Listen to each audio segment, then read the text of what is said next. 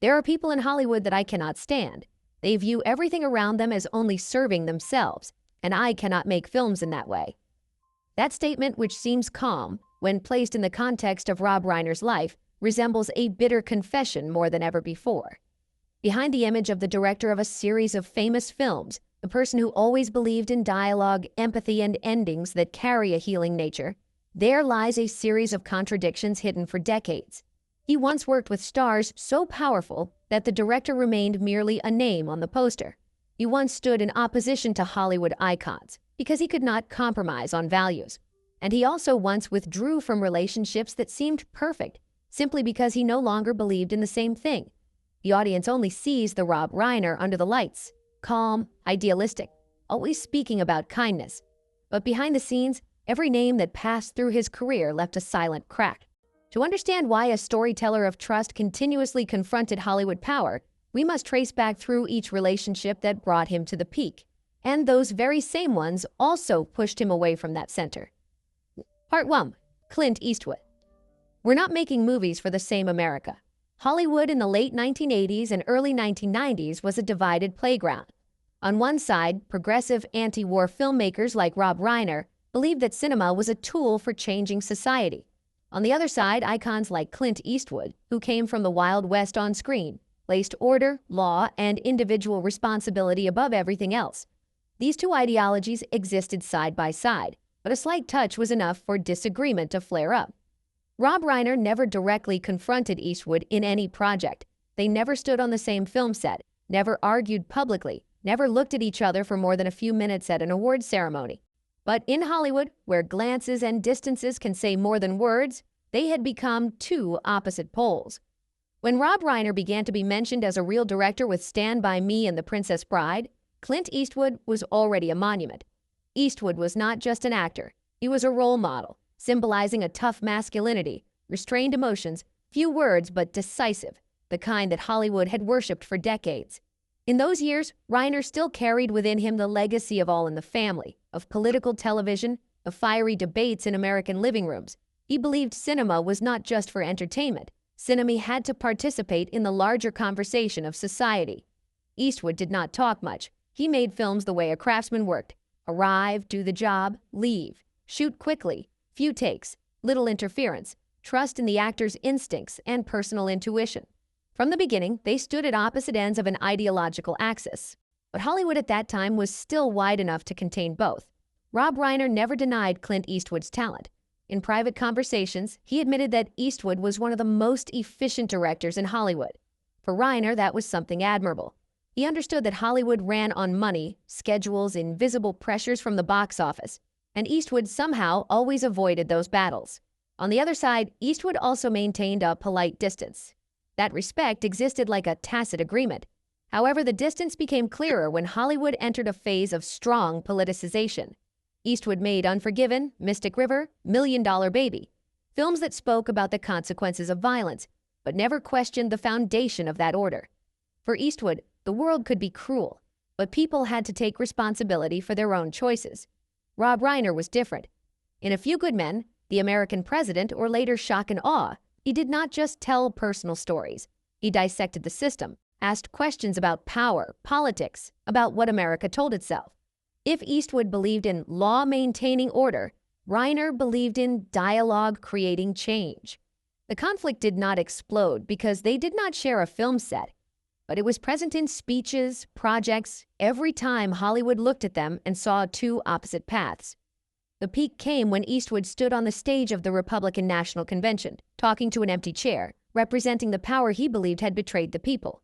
Reiner, at the same time, appeared in political campaigns, directly criticizing the very values that Eastwood implicitly defended.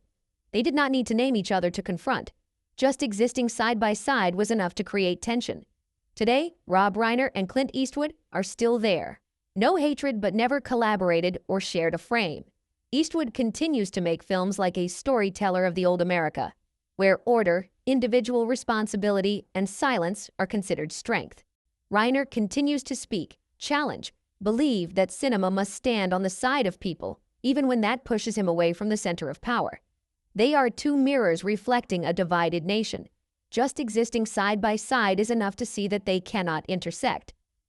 Part 2. Jack Nicholson. There are actors who step onto the film set and think that the whole world has to revolve around them. Rob Reiner once said that he always believed in meetings of the right person at the right time. And when A Few Good Men got the green light, that seemed to be one of those moments. The film had every element to become a legend. A screenwriter with a sharp pen, Aaron Sorkin, a weighty theme about power, responsibility, and truth, a director behind the camera at the peak of his form. And at the center was Jack Nicholson, the most powerful superstar in Hollywood in the early 1990s, the man who could change the breathing rhythm of an entire space just by walking into the room. At that time, everything looked so perfect that it felt suspicious. Reiner knew very well who Nicholson was. He had grown up with Nicholson's performances, witnessed how that man could shake the screen with just a sidelong glance. Nicholson did not act, he existed, and for a director who believed in dramatic climaxes like Reiner, that was a power both attractive and dangerous. In the early days on the set, the admiration was real. Reiner observed Nicholson like a skilled craftsman observing a master. Nicholson read the script very quickly, grasped the psychological pulse of the character Colonel Jessup almost immediately. He understood that the power of this character did not lie in shouting, but in the certainty that he was right. Reiner, behind the monitor, felt that and believed he was working with an actor who could elevate the entire film to another level. Nicholson also showed respect for Reiner. He knew Reiner was not the kind of director who stood there for show. Reiner was smart, handled dialogue rhythm well, and especially understood script structure, something extremely important for a work full of dialogue like A Few Good Men. In the initial discussions, the atmosphere carried a tone of agreement, but the set operated according to the true nature of Hollywood. Jack Nicholson was accustomed to everything revolving around him. The camera waited for him. The whole crew waited for him. The shooting pace, the breaks, even the emotional rhythm of the other actors unconsciously adjusted to Nicholson's presence. He acted by instinct, and that often led him to deviate from the script's rhythm. For Nicholson, that was art. For Reiner, that was a crack. Reiner believed that A Few Good Men was not a one-man show. The film was built as a tight structure, where every line had its place. Every moment of silence served the final climax. When Nicholson bent the rhythm, Reiner saw the risk. The story could be pulled toward one star instead of moving toward the truth that the film wanted to raise. There was no scene of throwing the script. There were only moments when Reiner sat behind the monitor, realizing that he had to make a choice, intervene, and confront directly the power of the biggest star on the set, or step back and keep the project moving forward. In the important scenes, especially the confrontation segments in the courtroom, Nicholson's power became clearer than ever. He knew when to push, when to stop, and he knew the whole crew was watching him. Reiner, famous for controlling the film's rhythm extremely tightly, had to concede on small details to maintain overall harmony. Not because he believed Nicholson was completely right, but because he understood that the cost of an open battle would be much greater than what the film could endure. Once, one of the production assistants on A Few Good Men recounted with a voice both reminiscing and stunned. "I stood in the corner of the shooting room, holding the script with trembling hands, just wanting everything to go smoothly." Nicholson walked in, his eyes sweeping the room, as if checking who had the courage to look him straight in the eye. When Reiner asked to redo a take, Nicholson just smirked, said lightly, but loud enough for everyone to hear, "No need. I already know I'm right." The whole crew went dead silent. No one dared to react. I saw Reiner standing behind the monitor, quietly frowning, as if weighing every moment, intervene or yield. Every second that passed was a silent power game. And I realized, here, it was not just acting, but the way ego collided directly with power, right in every glance, every smallest gesture. That was a very Hollywood kind of defeat. No one lost, but no one won completely either. When A Few Good Men was released and achieved resounding success, everything on the outside looked like a professional fairy tale. The film was praised. Nicholson received another Oscar nomination. Reiner solidified his position as a top director. But behind the lights, there was an unspoken truth. The two had reached each other's limits. After that film, Rob Reiner and Jack Nicholson never collaborated again. In memoirs, in later interviews, they almost avoided mentioning each other, as if A Few Good Men was an isolated island, existing independently from the rest of both their careers.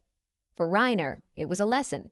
He realized that the most dangerous conflict in Hollywood was not public arguments, but the moment a director had to ask himself, who am I telling this story for?